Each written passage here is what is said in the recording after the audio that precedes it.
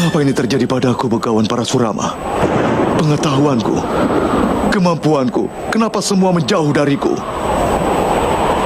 Kenapa ini terjadi padaku? Kenapa ini terjadi, Begawan Parasurama? Raja Anggakarna.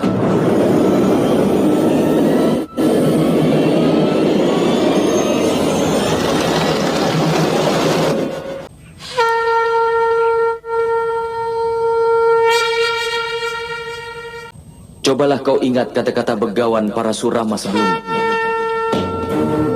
Pergilah karena akan ada titik dalam hidupku. Saat ini akan menjadi peristiwa terbesar dalam ujian hidupku. Dan saat itu juga, ilmumu akan pergi darimu. Dia akan menghilang dan tidak akan ada gunanya untukmu.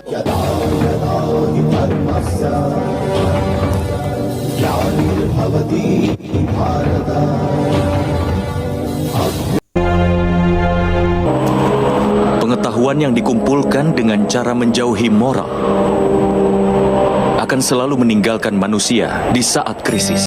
Ini bukan kutukan dari Begawan Parasurama Raja Angga, tetapi karena hukum alam. Tapi aku tanpa kenal lelah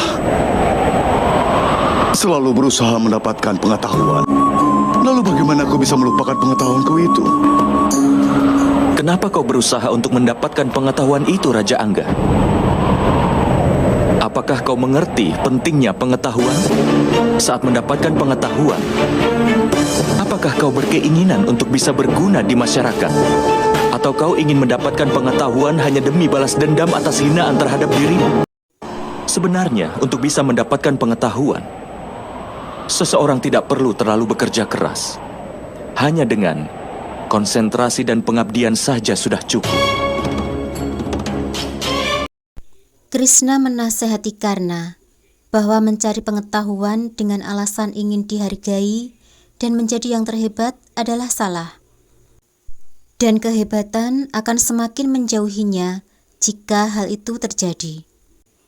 Tujuan Karna untuk mencari pengetahuan adalah salah, sehingga pengetahuannya tidak melekat abadi dan bisa hilang kapan saja.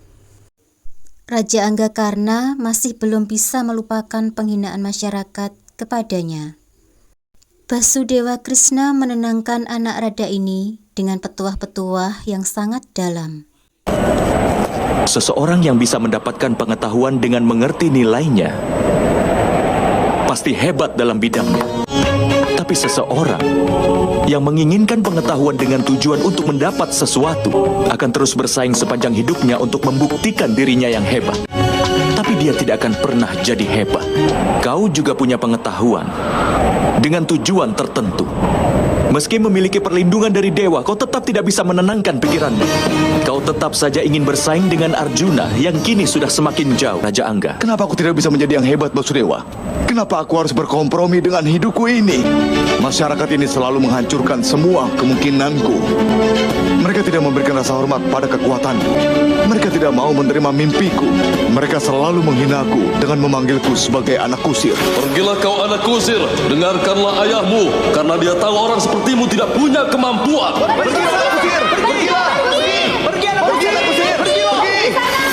Kemungkinan-kemungkinan yang diberikan oleh Yang Kuasa adalah hak manusia juga.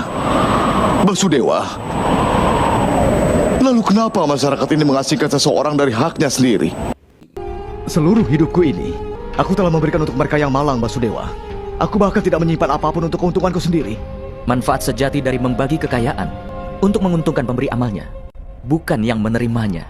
Seandainya kau menggunakan kemampuanmu itu untuk membebaskan mereka yang telah dirugikan oleh orang-orang sepertimu, maka semua orang pasti akan menikmatinya. Kau bilang bahwa masyarakat telah menghancurkan semua kemungkinanmu, tetapi nilai dari semua kemungkinan itu diberikan oleh Yang Kuasa. Kau tidak akan pernah bisa mengetahuinya. Basudewa mengatakan bahwa banyak sekali kemungkinan besar untuk Raja Anggakarna. Namun, sayang sekali ia tidak menghabiskan hidupnya kepada kebaikan dan masyarakat. Kau memang benar, Basudewa. Bahkan ketidakbenaran pun harusnya tidak menyakiti masyarakat. Sekarang adalah waktunya, anak Rada, untuk melupakan kesengsaraanmu, untuk menyerah pada ketidakbenaranmu dan menerima kematianmu.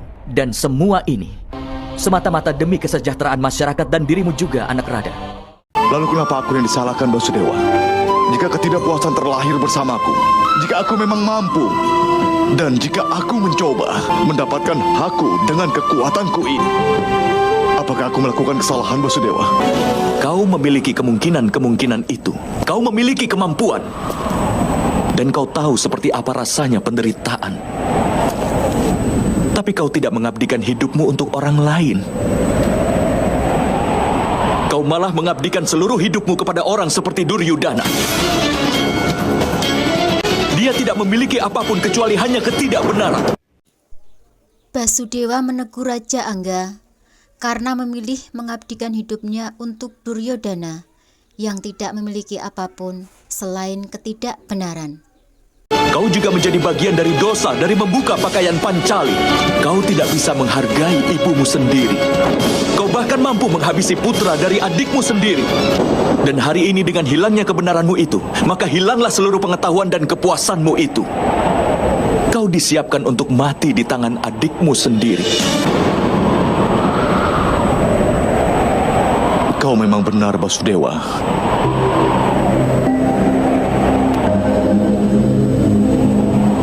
Tapi aku tidak bisa melupakan kebaikan temanku Duryudana selama ini. Kebaikan apa, anak Rada? Karena mengatakan bahwa ia masih tidak bisa melupakan kebaikan Duryodana. Namun, Krishna segera mengingatkan bahwa yang sebenarnya adalah Duryodana hanya memanfaatkannya saja. Kau sudah dimanfaatkan oleh Duryudana karena tidak tahu kebenaran dari pertemanan palsu yang dikembangkan Duryudana selama ini. Kalian bertiga telah meninggalkan apa yang kalian anggap benar untuk kesejahteraan masyarakat. Bila kalian tidak membantu Duryudana dalam perang ini, maka perang ini tidak akan pernah terjadi. Kau memang benar, Basudewa. Basudewa Krishna mengatakan bahwa sekarang sudah saatnya Karna untuk melepaskan diri dari ketidakbenarannya dan menerima kematiannya. Karna membenarkan Basudewa dan mengatakan akan menerima perintah Basudewa. Bahkan ia akan menerima kematiannya. Aku akan menerima perintahmu, Basudewa. Aku bahkan menerima kematian. Tolong sampaikan pada Ibu Kunti agar mau memaafkanku. Anak Rada, kau tidak punya busur di tanganmu. Saat ini, roda keretamu masuk ke dalam lumpur. Dan kau telah lupa pada seluruh pengetahuanmu selama ini. Kita harus bisa mengambil keuntungan dari situasi tersebut untuk menghabisimu. Bukankah ini akan menjadi bukti?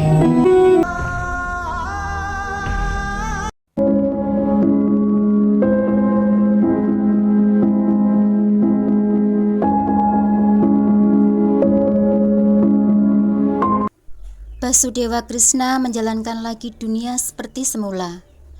Ia juga menyuruh agar Arjuna segera menghabisi Karna. Putra Kunti ini mendekat. Ia kemudian meminta kepada Arjuna agar menghabisi nyawanya. Tapi aku akan berusaha untuk bisa mengeluarkan rodanya. Aku kesatria, berusaha sampai pada nafas terakhir dalam kewajibanku. Tapi matahari terbenam sebentar lagi. Sebelum Dewa Surya bersembunyi, kau harus sudah menghabisiku. Sekarang, aku ingin pergi bersama dengan ayahku. Berusaha mengeluarkan rodanya yang terperosok ke tanah. Krishna menyuruh Arjuna agar segera membebaskan Raja Anggakarna dari beban dosanya. Hanya tinggal 15 menit lagi sampai matahari terbenam, Partha. Ambillah keuntungan dari kesempatan ini. Bebaskan Raja Anggakarna sekarang juga dari beban dosanya.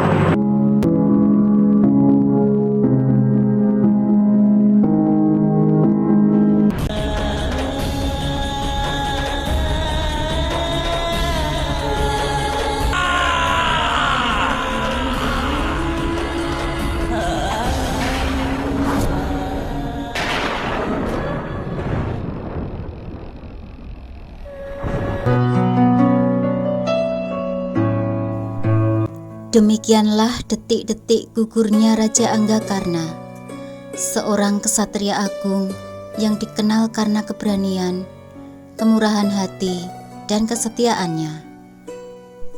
Melalui kisah ini, Sri Krishna mengajarkan bahwa keberanian saja tidaklah cukup. Kebijaksanaan dalam memilih jalan yang benar adalah kunci menuju kemuliaan sejati. Semoga kisah ini menjadi pengingat bagi kita untuk selalu mengutamakan dharma, kejujuran, dan kebenaran dalam setiap langkah kehidupan. Terima kasih telah menonton. Sampai jumpa di kisah Mahabharata berikutnya.